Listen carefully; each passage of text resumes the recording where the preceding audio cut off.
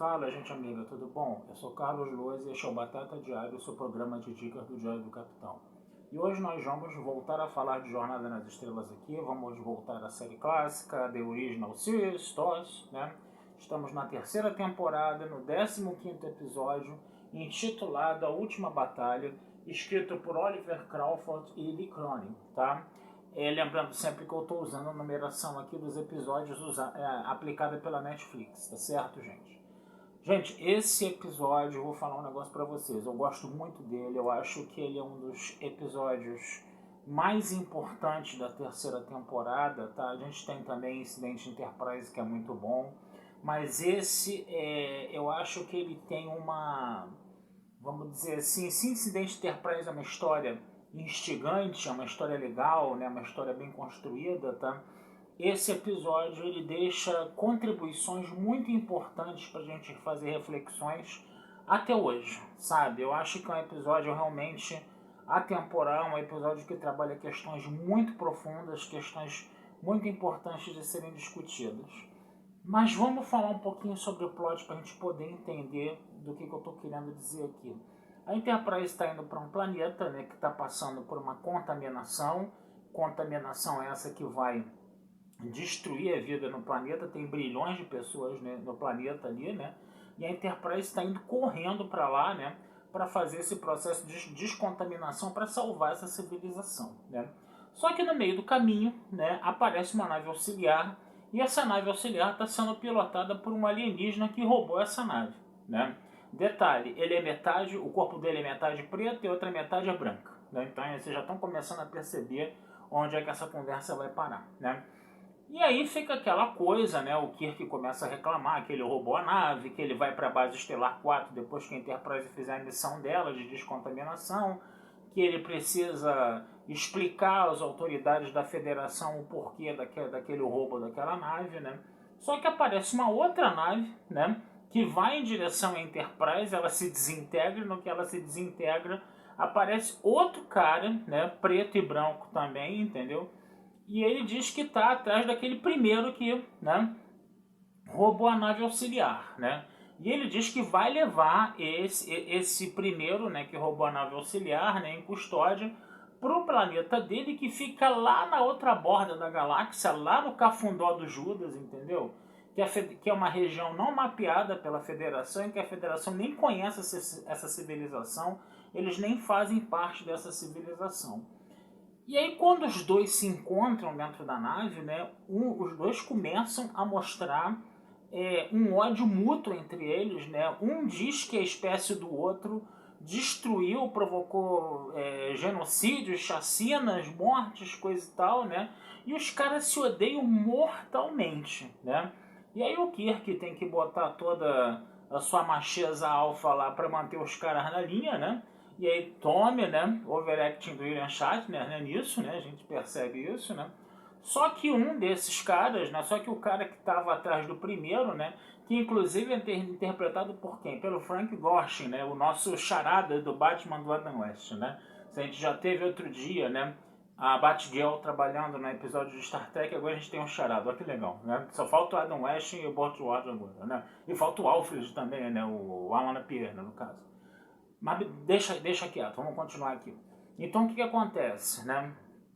O Kirk fala, né, que não, eu vou fazer a minha missão de ir no planeta, descontaminar, as pessoas estão esperando. Se eu me desviar agora para ir para o planeta natal de vocês, que fica lá do outro lado da galáxia, né, não vai rolar, entendeu? Essa civilização vai acabar morrendo. E aí esse alienígena, né, que é o Frank Gorshin, né, ele acaba tomando, né, o controle da nave, né, ele tem lá os seus paranoias lá de civilização avançada que começa a dominar a nave mentalmente, né, mas não controla o computador da nave. E aí o Kirk falou, você vai restaurar o curso do planeta que a gente tem que ir, tá? Porque tem bilhões de pessoas dependendo da nossa atuação lá nesse planeta. E o cara fala que não, né? E aí o Kirk vai começar, né, a sequência de autodestruição da Enterprise. Vejam bem, gente, essa sequência de autodestruição da Enterprise ela foi usada em Jornada nas Estrelas 3, A Procura de Spock, os mesmos códigos, tá? Os mesmos códigos, as mesmas falas, né? Que o Kirk, né? No caso o Spock, no caso o Scott, né, no episódio tem, né, com o computador, né, em Jornada nas Estrelas 3 foi Kirk, foi Scott e foi o Chekhov, né, porque o Spock estava ressuscitando, vamos dizer assim, né. E as mesmas senhas e tudo, né, bonitinho, né, parece até aquelas senhas de banco de tiozinho do WhatsApp, né, 1, 2, 3, 4, 5, 1A, 2B, umas coisas bem simplesinhas, né, não tinha asterisco, não tinha jogo da velha, não tinha nada daquilo. Entendeu? Então, eles fazem essas senhas bem simples, né, para autodestruir a Enterprise, né, e lembra demais Jornada nas Estrelas 3. A gente se lembra, né, que essa sequência de autodestruição depois ela passou a ser usada em filmes, episódios, né? Ela sempre é usada e abortada em cima da hora. Só explodiu em Jornada nas Estrelas 3 a procura de Spock, né? Mas, então quer dizer, eu acho que é a primeira vez que a sequência de autodestruição ela é mencionada na série, né? Mencionada no cânone de Jornada nas Estrelas. Eu não me lembro de ter visto isso antes na série clássica, né? Então só isso já torna esse episódio um episódio histórico, né? No cânone de Jornada nas Estrelas, né? E aí é aquela coisa, né? O Kirk, tipo assim, vamos fazer uma queda de braço aqui, vamos ver quem é mais machão, coisa e tal.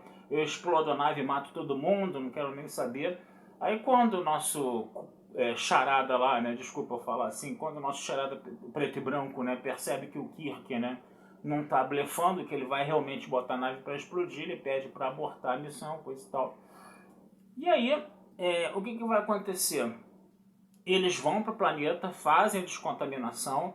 Aí quando eles estão voltando para a base estelar 4, né, a frota estelar, né, a federação, a frota estelar, não me lembro agora, manda um comunicado dizendo, né, que não pode permitir, né, que o alienígena lá do Charada leve o outro alienígena, né, para o planeta natal deles, né, para fazer esse julgamento lá, que antes eles precisam passar pelos trâmites, tem que ver todos os trâmites, coisa e tal, vir entender o que está acontecendo, né? Fazer uma audiência com a frota estelar, né? E, obviamente, esse alienígena que é interpretado pelo Frank Gorshin, ele fica surtadaço, né? E retoma o controle da Enterprise. O cara já está 50 mil anos atrás do sujeito, entendeu? Então ele realmente... Esses exageros de roteiro é que são meio complicados, mas tudo bem. Então ele realmente quer porque quer levar, entendeu? O cara, né? E ele retoma o controle da Enterprise e dessa vez ele apaga, né, de forma bem conveniente para o roteiro, né, o mecanismo, o software de autodestruição da Enterprise, né, no caso, né? E aí eles não têm outra alternativa senão ir até o planeta, né? Que está lá longe, né? E eles chegam no instantinho, né? Esse que é o grande detalhe. Eles atravessam a galáxia de ponta a ponta e chegam lá, né? Enquanto que a Janeway, coitada, demorou 70 anos para vir do quadrante Delta para cá, né? Eles atravessam a galáxia de ponta a ponta no instantinho, né? É interessante perceber isso, né? Ou então eles vão... Ou então, não sei, de repente eles estão do lado, né? Onde está a ponta da galáxia, onde está a borda da galáxia, né? No caso, né? Mas fica claro na história que é um lugar distante. Isso que tem que ficar bem claro é que eles chegam muito rápido nesse lugar distante, tá? Então ficou um negócio meio complicado aí nesse roteiro, mas tudo bem. Quando eles chegam ao planeta natal desses dois alienígenas preto e branco, né? Eles percebem que está tudo destruído, né? E aí, o que aconteceu? As duas espécies, né, pretas e brancas, né, acabaram se aniquilando, né? E aí você vai me perguntar, não, mas não eram duas espécies preto e branco? Não são da mesma espécie? São, só que tem um pequeno detalhe. Um é preto do lado direito e branco do lado esquerdo, e o outro ao contrário. E aí o ódio que existia entre eles era muito em virtude disso, entendeu? Então, o que esse episódio está querendo dizer implicitamente? A gente sabe que esses episódios estão sendo feitos ali na segunda metade da década de 60. Os Estados Unidos fervendo por causa de guerras motivadas por questões racistas, né? Guerras sociais, né? Motivada por questões racistas, né? A famosa luta lá pelos direitos civis, coisa e tal, um racismo descontrolado dos brancos para cima dos negros, né? ou dos afro-americanos, como a gente fala hoje, né? E de repente, esse episódio, né? Ele primeiro mostra que o ódio não leva a lugar nenhum. Mostra, entendeu? Que essas duas espécies preto e branco, pelo ódio delas, acabaram se aniquilando, acabaram se destruindo, né? De uma forma completamente irracional, né? Ou seja, botou bem clara a mensagem: o ódio não leva ninguém a lugar nenhum, né? Isso fica bem claro. E a segunda coisa, né? A questão do racismo, como a questão do racismo é uma questão idiota, né? Porque é a cor da pele que determina o preconceito. O que os escritores desse episódio fizeram? Ah, é ódio de branco contra preto? Então vamos fazer duas espécies preta e branca. E aí o que vai determinar o ódio delas, né? O lado em que elas são pretas do corpo e o lado que elas são brancas do corpo, entendeu? Para você mostrar que realmente essa questão do racismo, do preconceito, né, extremado, gerado pela cor da pele, é uma coisa profundamente idiota. Foi a forma mais sábia que esses roteiristas, né, que escreveram esse episódio mostraram, entendeu?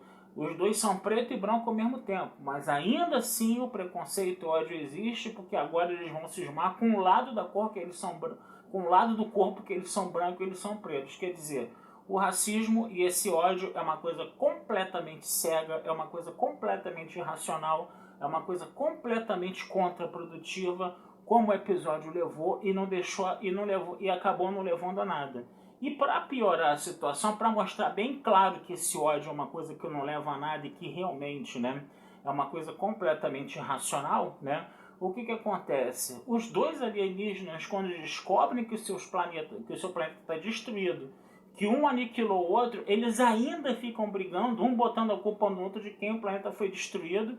Eles fogem da Enterprise e se transportam para a superfície do planeta para quê? Para ficar ali os dois fazendo uma última luta de ódio, e é isso vai aniquilar completamente a civilização deles. Em vez deles pararem com aquela briga, pedirem asilo para a Federação, fazerem um tratado de paz entre eles ali, entendeu? Fazerem um acordo de paz entre eles, não, eles continuam levando esse ranço, esse ódio, né, até as últimas consequências, até os dois se destruírem, e aí sim a aniquilação ser total e ter levado essas duas espécies à extinção total, né?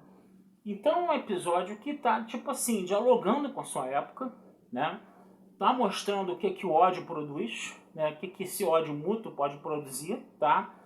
E serve como uma advertência, né? Com relação a todo aquele ódio que estava rolando nos Estados Unidos. E é um episódio que, pô, vai além do seu tempo. Por quê? Porque hoje em dia a gente está vendo novamente, né, um avanço desse ódio, não só aqui no Brasil, né, se fala muito da situação que acontece aqui no Brasil, mas no mundo também, porque a gente está vendo um grande avanço da extrema-direita em vários lugares do mundo, entendeu? E a gente está, inclusive, vendo resquícios da Guerra Fria, né, sendo requentados aí, né, principalmente nesse conflito entre Rússia e Ucrânia, e de repente surge uma ameaça real de Terceira Guerra Mundial novamente, né?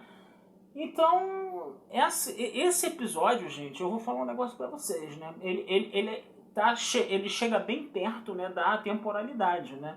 Porque ele tá tratando um tema tão universal, que é a destrutividade do ódio, né? E essa destrutividade do ódio você vê em várias épocas. Você vê na década de 60, quando esse episódio foi feito, e você vê agora em 2023 essa coisa se repetindo, né? Então é um episódio fundamental, é um episódio que realmente, de repente, eu acho que eu posso arriscar e elencar ele como o episódio mais importante da terceira temporada, e sem a menor sombra de dúvida, apesar do episódio Incidente Enterprise também ter sido muito bom, tá? Mas o episódio Incidente de Enterprise era mais ou menos uma história de espionagem e sedução, vamos dizer assim, né? Esse episódio não, esse episódio está abordando um tema muito mais universal que é o ódio, entendeu? E ele serve de exemplo para a gente combater esse ódio, né, coletivo que existe por aí em várias épocas. Tá certo, gente? Então fica a minha dica por hoje, tá? Vida longa e próspera a todos aí. E numa outra oportunidade a gente conversa mais, tá? Sobre episódios de Jornada nas Estrelas, tá certo, gente? Um abração, fui e até a próxima.